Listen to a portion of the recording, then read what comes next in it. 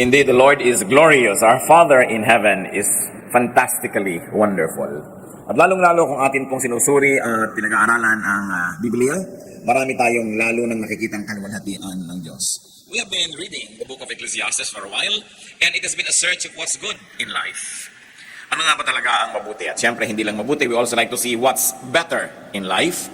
And as we ponder more words from the teacher, we pray that the Lord will enable us to see what's not only good, but what's also better in life. Thank you, Father, for this privilege of worship, and thank you for the privilege of reading the Word, preserved through the generations, and useful and fruitful for all of us even now.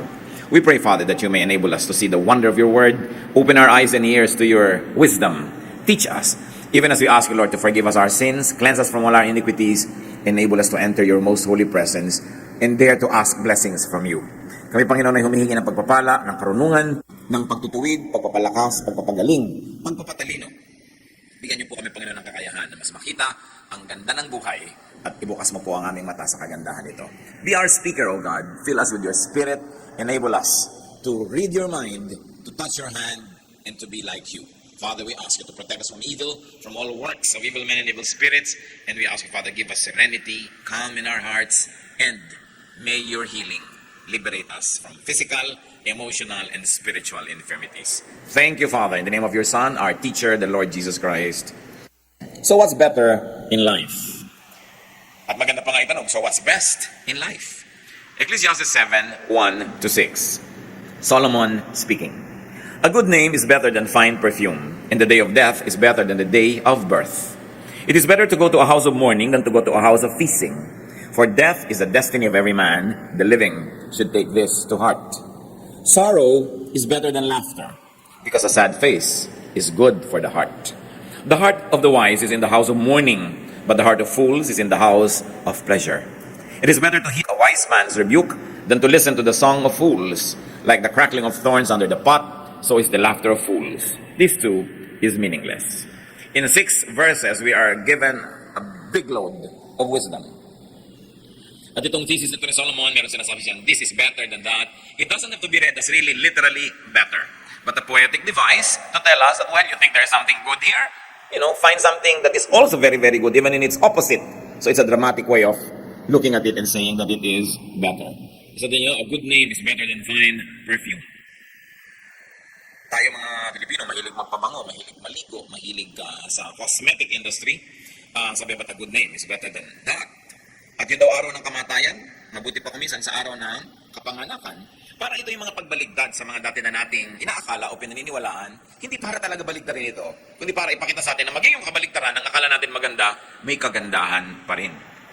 Mas mainam pa daw na pumunta sa mga bahay ng pagluluksa, sa mga lamayan, sa mga namatayan, kaysa sa pumunta sa mga party. Meron daw inam at kagandahan maging ang kalungkutan kesa sa tawanan.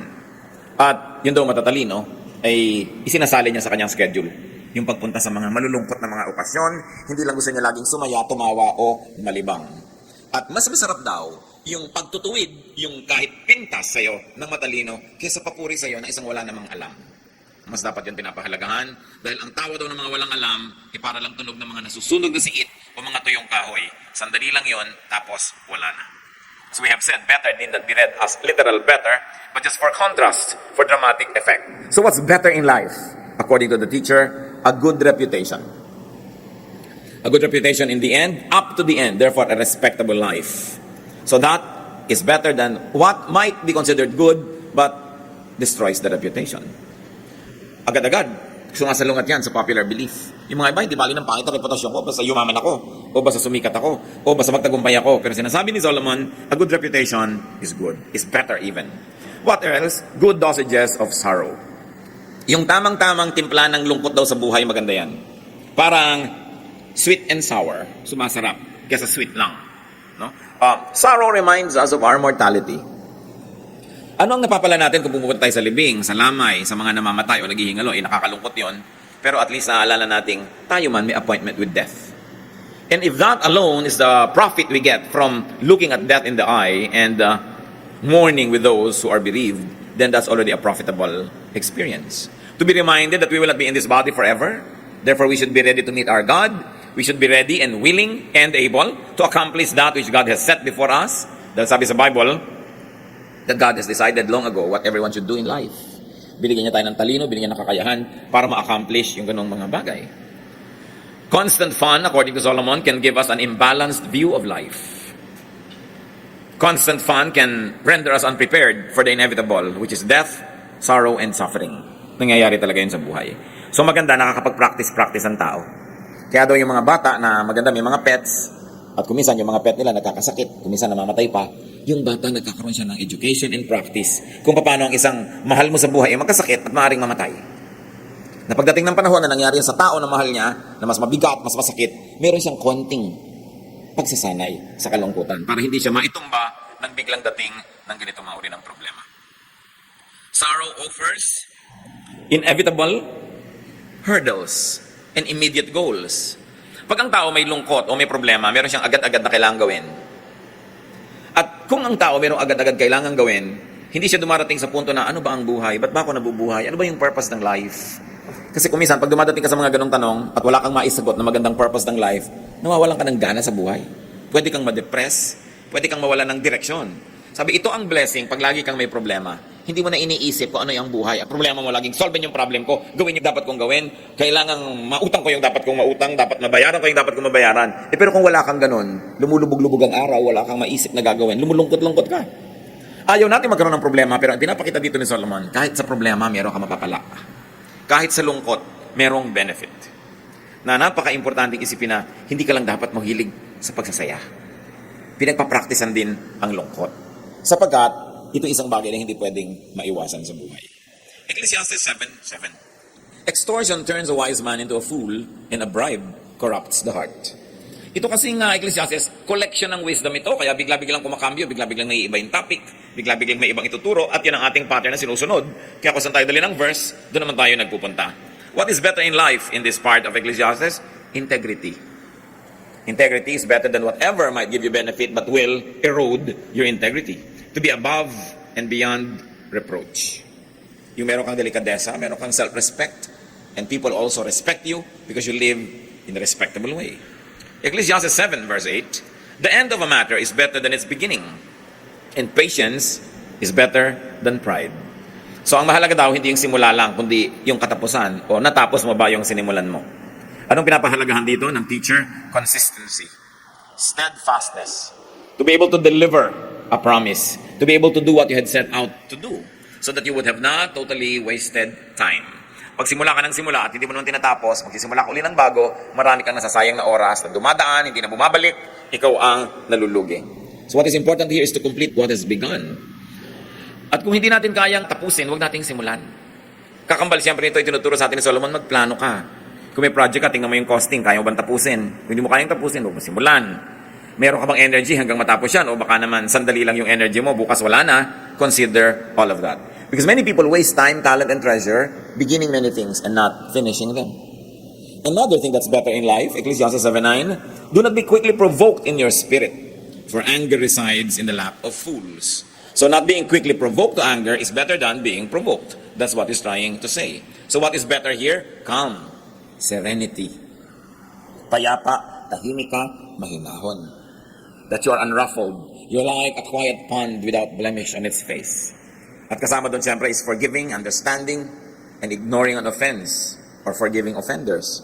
Sabi niya, anger resides in the lap of fools. Yan ay inaalagaan lang, pinapatagal, kinikimkim ng hindi matalino. Yung galit. Kasi yung galit, sinisira ka, at lalo naman yung taong kinakagalitan mo, yun ay maaari mong masira.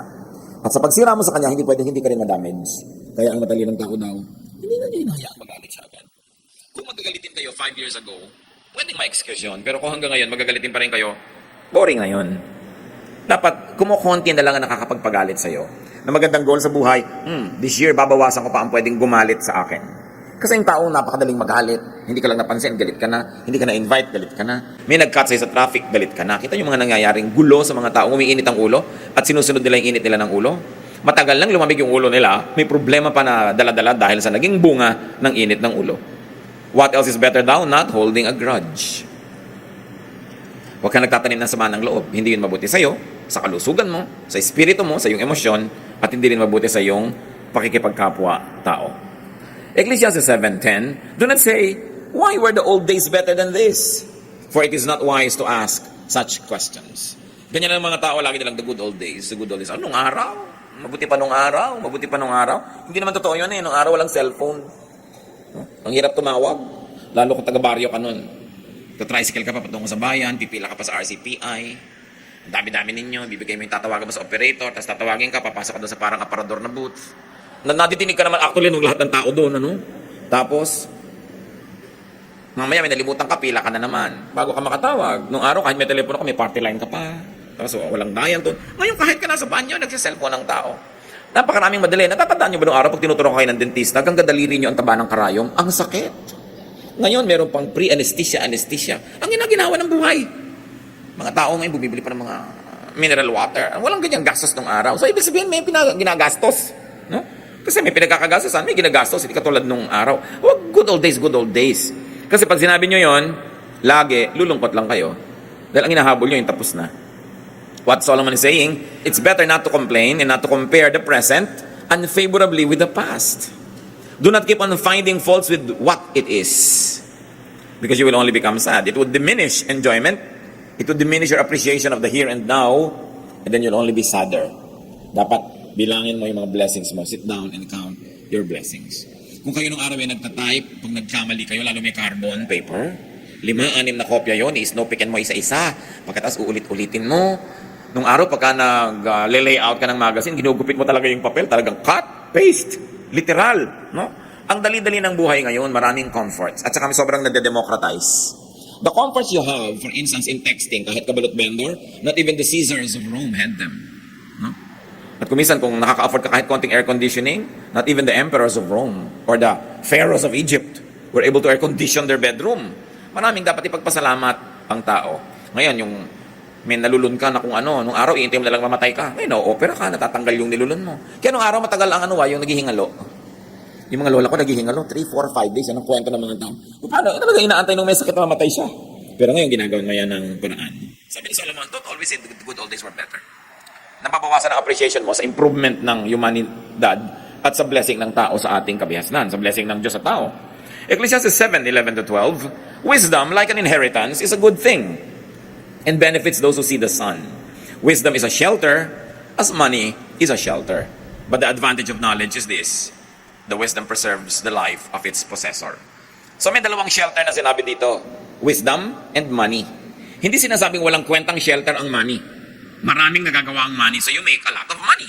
Ngayon, kung ayaw nyo itago, ibigay nyo sa akin. O ibigay nyo sa mga mahal nyo sa buhay. But produce wealth. Because money is a shelter. So niya, advantage yan. Pero alam nyo, mas advantageous ang wisdom. Because wisdom preserves life. It is possible that money can actually destroy life. Alam nyo, mga biglang tumatama sa mga loto, mga biglang nagkakapera, kung minsan napapahamak. Wala silang practice yumaman eh. Pero ang dami nilang practice humirap. No? Kaya mas hiyang sa kanilang kahirapan. Mas magsusurvive sila na mahirap kaysa mayaman. Marami mga tao hindi nagsusurvive na sikat. Pero nung hindi sikat, buhay sila. So sabi, huwag mong sinisisi ang nangyayari sa buhay. Huwag mong isinusumpa ang buhay mo dahil kinukompare mo sa iba. Hanapin mo lagi yung advantage ng iyong pagiging iyo at ikaw. Kasi lagi yan merong advantage. Kung minsan yung mabuti pa yung naglalakad na walang pera, hindi na hold up, hindi na sasaksak. Ikaw may pera, na-hold up ka pa. Kaya sabi, wisdom preserves the life of its possessor more than money. But of course, money also does preserve and prolong life. Diba? Mahirap siyempre patayin yung may pampa-hospital. Mahaba talaga buhay niyan. Kaya iniisip mo yung mga ganyan. Gusto mo humaba ang buhay mo, pagka kailangan kang operahan, may pampa-opera ka. Because money is a shelter. Napakasarap basahin ni Solomon eh. Kasi hindi kanya tinatampakan ng kutakot-takot ng mga maraming theology ng ending, magsasuffer ka pala. Siya pinapawalan kanya sa mga pagdurusa, tinakalaga niya yung gapos mo, niluluwagan niya yung mga tali para yung buhay mo mas guminhawa. So what is better here according to him? Wisdom over money. But it doesn't mean that money is bad. The love of money is what is evil, not money itself. Ecclesiastes 7:13, consider what God has done. Who can straighten what He has made crooked? Hinahanap ni Solomon at ipinapakita sa atin yung mga kamalian natin, kaya nababawasan ang saya sa buhay. At iminumulat niya yung ating mata para dumami ang dapat natin ikasiya. At isa daw dito is the appreciation of the unchangeable. That's what's better in life, rather than always rejecting and trying to change the unchangeable. Ang sinabi niya, Who can straighten what He has made crooked? Kung ano daw ba ang niliko ng Diyos, pwede mong ituwid? O ang kanyang itinuwid, pwede mong iliko? Hindi. So ang taong sasaya sa buhay, yung itinutuwid, yung pwedeng ituwid, at tinatanggap na lang na liko, yung liko talaga. Lalo, hindi mo kayang baguhin. Hindi mo kayang baguhin, for instance, yung aptitude ng tao, yung talent niya, yung hilig niya, talaga doon siya naka-incline. Kaysa lagi kayo nagtutunggali, lagi na lang kayo na nagkakaroon ng struggle, accept. When applied to human relationships, this means to accept and even enjoy people's unchangeable traits. We try. Kung meron tayong mga pangit na ugali, gusto nating improve yan. At sikap tayo ng sikap. Pero mas luluwag ang buhay kung ikaw mismo, pag-aaralan mo, tanggapin kaysa baguhin ang iyong kapwa. Kung gusto mong baguhin ang sarili mo, baguhin mo kasi sarili mo naman yung kausap mo. Willing ka sigurong makipag-usap sa sarili mo na magbago tayo kung kinakausap mo yung sarili mo. Eh yung iba na gusto mong baguhin. Marami pong mag-asawa, hindi sila nagiging masaya together kasi parehong gusto mo ipalitan siya, ibahin siya. Paano siya maiiba? Sabi nga sa Bible, can a leopard change its spots? Well, we do not discount the possibility of a miracle, but a miracle is more of the exception rather than the rule. Kaya kung yung mahal mo sa buhay, anak mo, kapatid mo, asawa mo, mayroong mga ugali, may mga katangian na sa tingin mo ay kapintasan, mas sasaya ka kung pag-aaralan mo yun at tanggapin. Kung meron kang gustong baguhin, ang baguhin mo yung attitude mo. Kasi meron kang control doon, but you have no control over other people.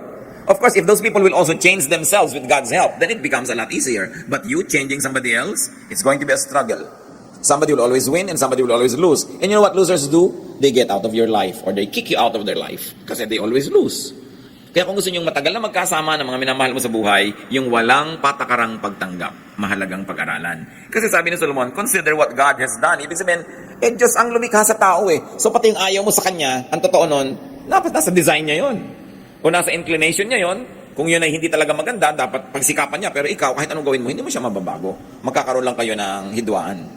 So a powerful source of happiness here is not having people the way you want them, but a good attitude. That you take people for what they are. Ecclesiastes 7:14, when times are good, be happy. But when times are bad, consider, God has made the one as well as the other. Therefore, a man cannot discover anything about his future. Kung masaya daw ang moment, edi magsaya ka. Ngayon malungkot, edi malungkot ka. Ganun talaga ang buhay. May araw ng lungkot, may araw ng saya. Ang mahirap ito, wala namang dahilan para lumungkot, umiimbento ka ng lungkot. Yun ang miserable. Hindi naman kayo dapat mag-away, nag-aaway kayo dahil lang pareho kayong pagod. Tapos mamaya, pasensya ka na, pagod kasi ko. So pag pagod pala, okay lang mang-away. No? Hindi kailangan, pinapasama mo lang yung sitwasyon. Pag masaya ang okasyon, magsaya ka. Alam nyo kapatid kung bakit? Hindi mo alam kung bukas, lungkot ang darating. Hindi mo alam kung bukas, nasunog pala yung bahay mo. Of course, you don't like that, but it can happen, di ba? Nangyayari. Ngayon, merong party, ayaw mong kumain. Tapos bukas, bigla na lang, may sakit ka sa lalamunan, wala ka talagang makain, nakasuyo lang, sisi ka ng sisi, pati hindi ko pinakain yung pwede kong kainin. Kaya kailangan, kung maganda yung panahon, yan, samantalahin mo. Parang sila sa loob, umaaraw pala, o di, magkula ka, maglakad ka, mamasyal ka, kasi may mga time na bumabagyo, hindi pwede yun eh.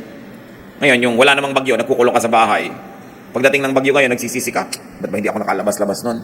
Ang practical ni Solomon, ang sarap-sarap niyang kasama. Ang sarap-sarap niyang teacher, buti na lang siya yung the teacher, Ecclesiastes. Ibig sabihin the teacher. It was derived from that root word. Pag siya yung teacher, hindi kanya puro tinatambakan ng pagdurusa at hirap. No?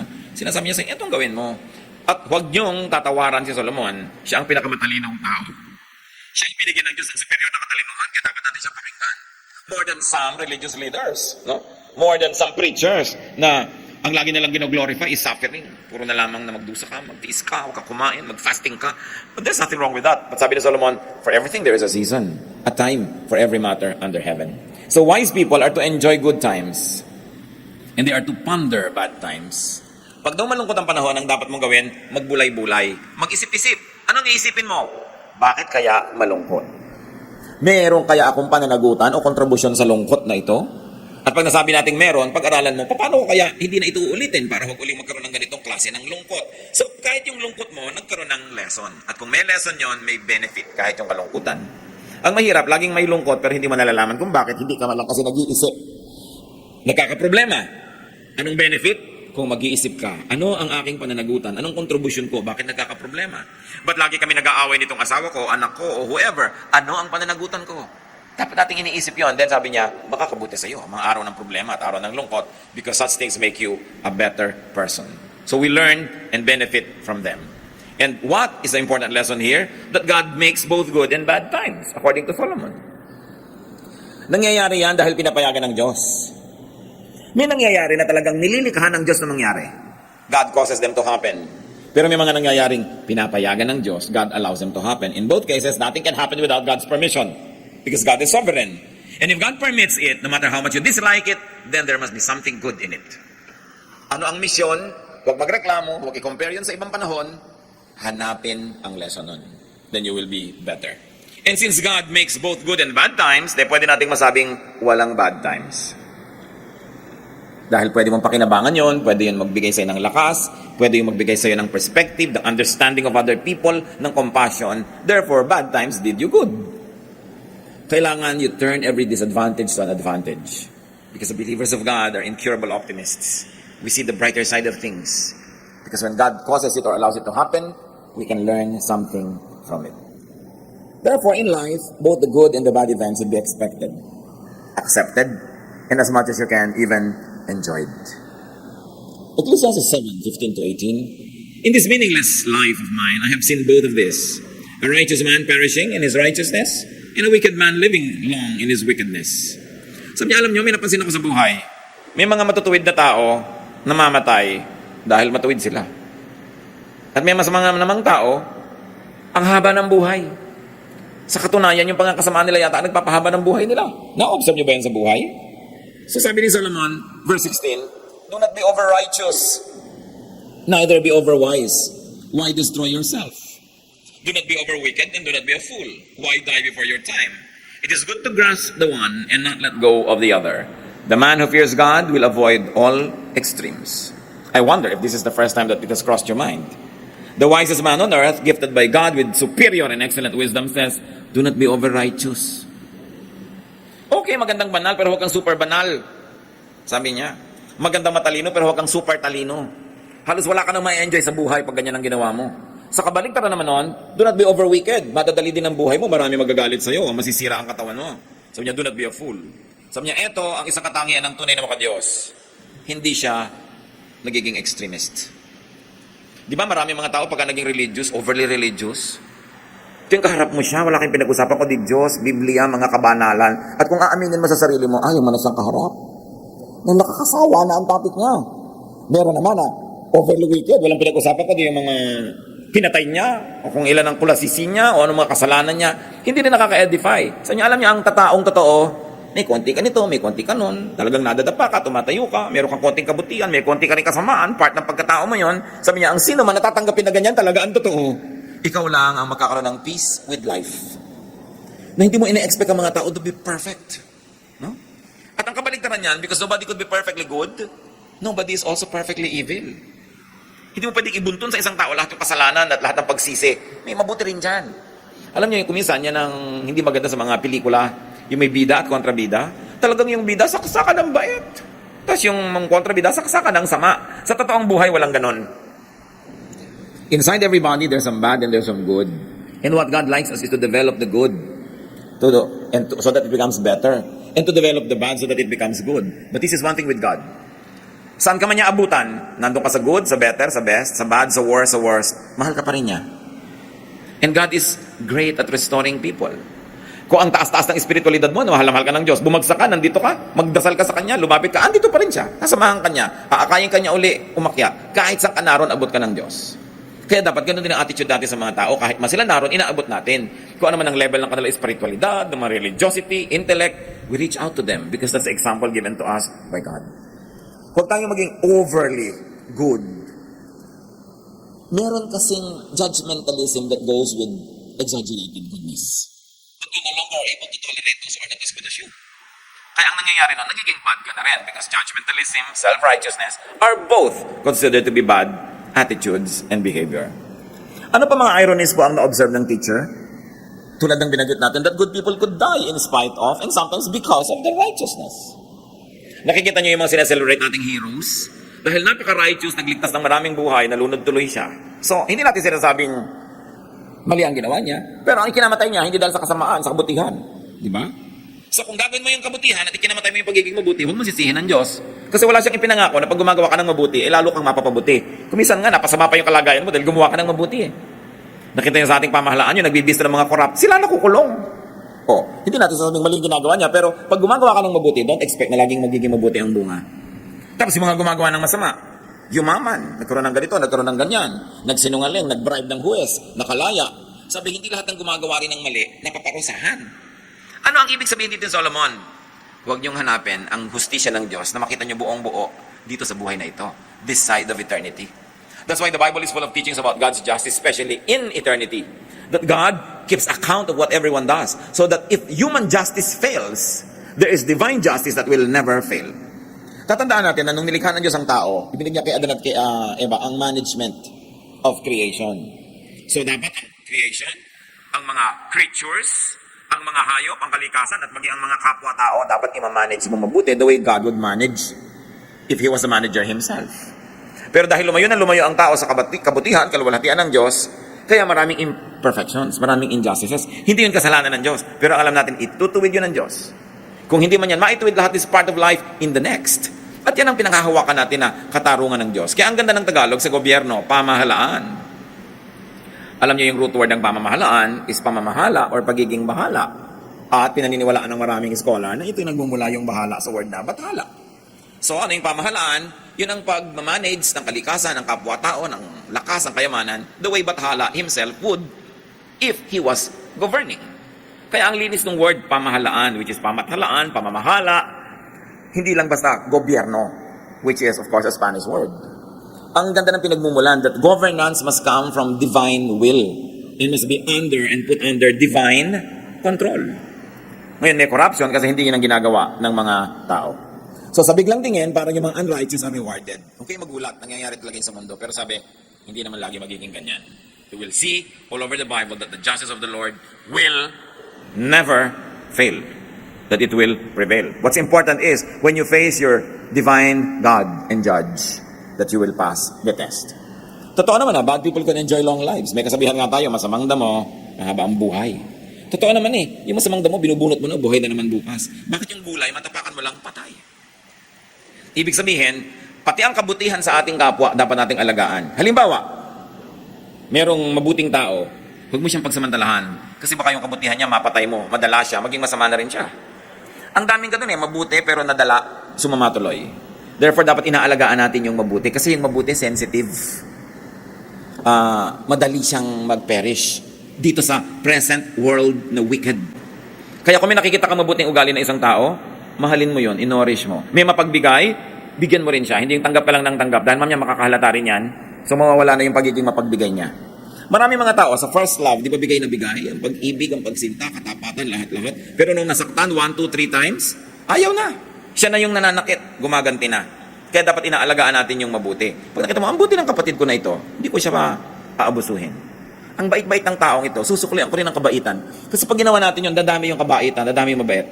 Pero, alam mo, madaling utuin yan, utangan mo. Sabi mo, madali yan, konti lang bola-bola. Pag ginanon mo, akala nyo ba, after 3 or 4 or 5, mas makakahalata rin yun. Mamaya, magiging maramot na rin. So, nasira natin kung ano yung mabuti.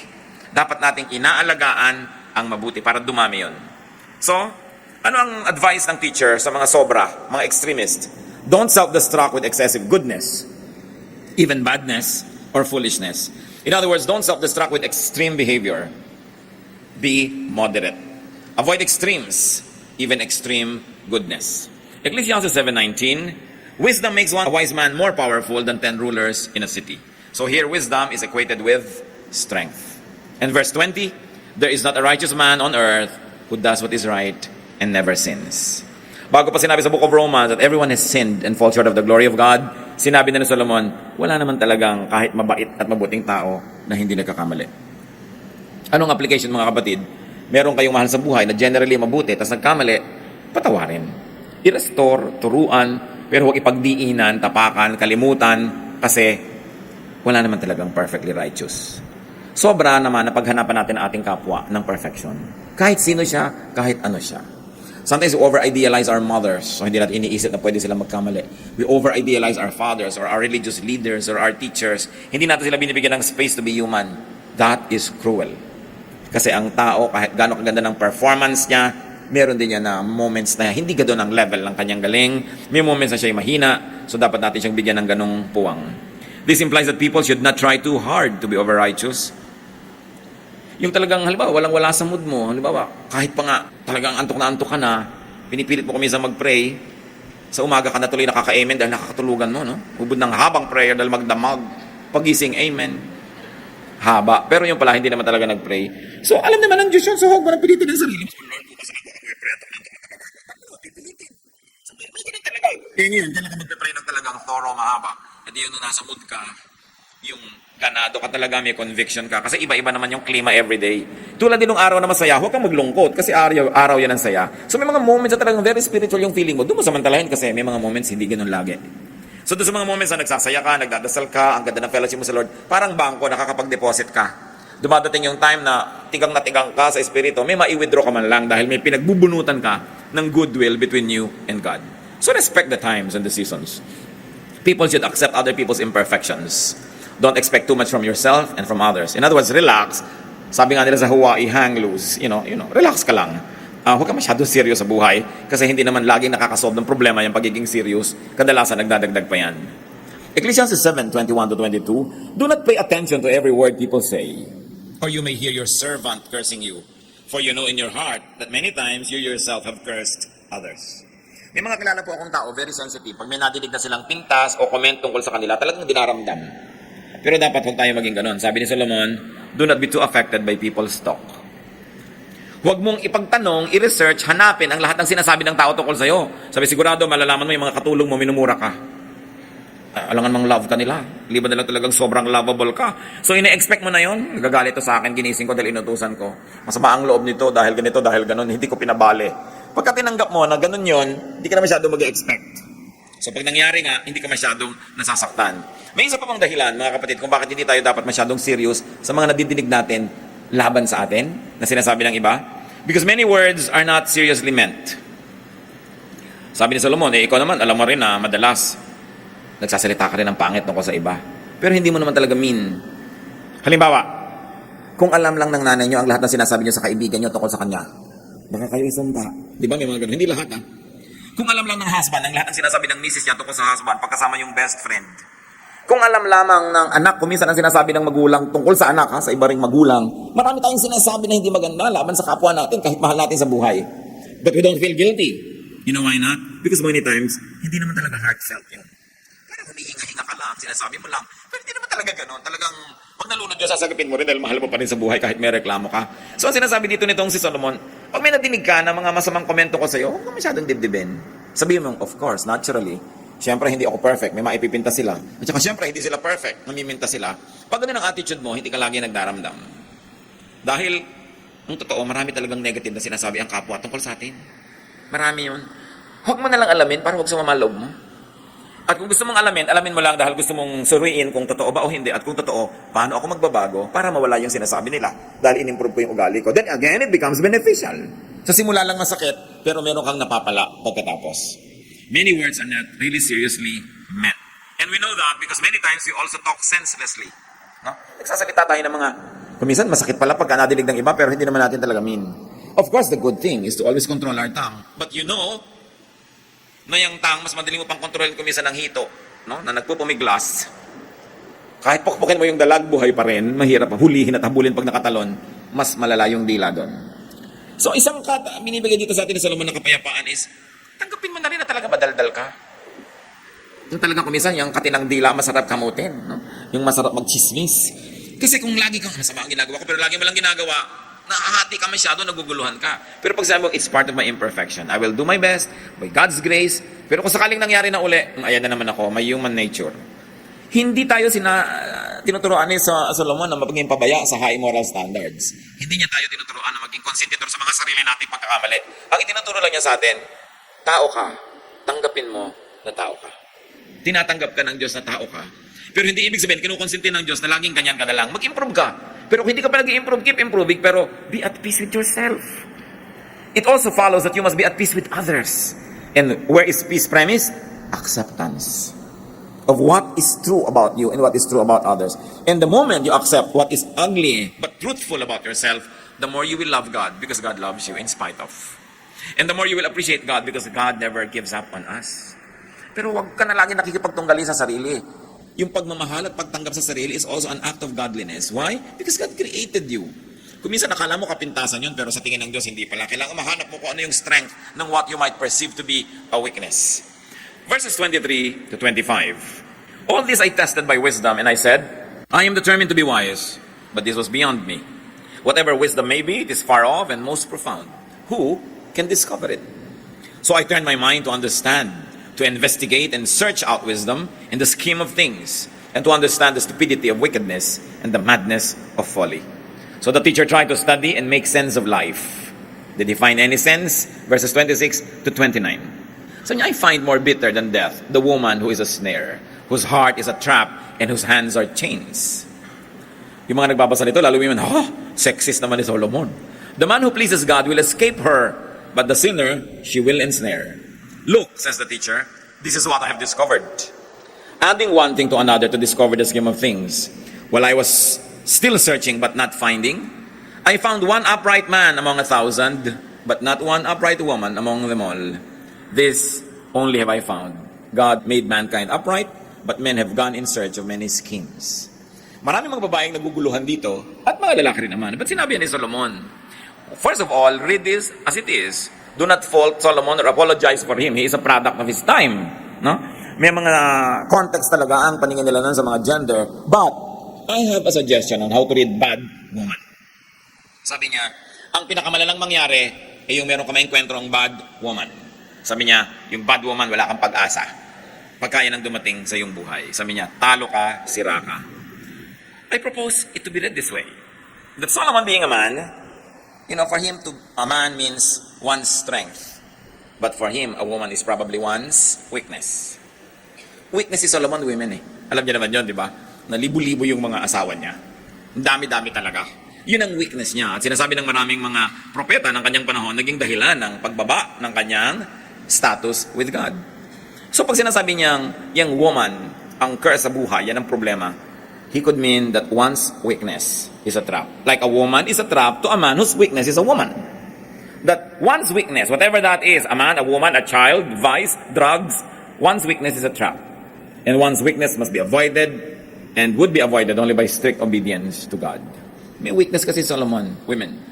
In matters not concerned with man's weakness, there is a possibility of goodness, of success, and godliness. But it is impossible to be good when one submits to his weaknesses. Kasi sabi niya, a good man you can find, but a woman you cannot find any. And I was reading it that way and I said, it does not violate sound interpretation. Because a wise man like Solomon cannot possibly say na walang mabuting babae ni isa sa mundo. It could be a poetic way of comparing two things. People's weaknesses and desires twist their minds. Like a woman can twist the mind of a man na sobrang weakness yung woman na yun. So what is good? What is better? Continue to read Ecclesiastes. And it's nice to read alone. Ang ganda-ganda po pag bulay-bulayan yung Ecclesiastes. Really, it's my favorite book. Kung meron kang dalhin sa isang pulo na malalagay ka doon ng 5 years, walang alisan, take Ecclesiastes. No? Kahit mo siya ulit-ulitin na basahin, after 2 years or 3, meron ka na naman bagong makikita, not because the words change, but because you change.